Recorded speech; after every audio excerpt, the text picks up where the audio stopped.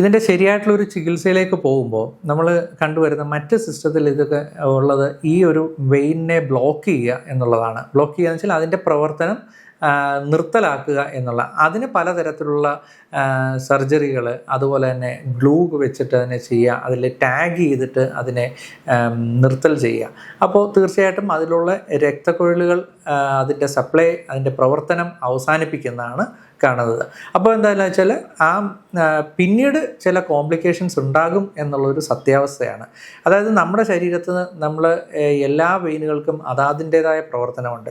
അപ്പോൾ അതിനെ ഒരു ഭാഗത്ത് ഈ ഒരു ബുദ്ധിമുട്ടിൻ്റെ ഭാഗമായിട്ട് ആ ഒരു വെയിനെ നിർത്തൽ ചെയ്യുകയോ അല്ല അതിൻ്റെ പ്രവർത്തനം നിർത്തൽ ചെയ്യുമ്പോൾ സ്വാഭാവികമായിട്ടും ആ ഏരിയയിലുള്ള രക്തയോട്ടം കുറയുന്നു. അവിടെയാണ് ആയുർവേദത്തിൻ്റെ വലിയൊരു പ്രാധാന്യം ഇരിക്കുന്നത്.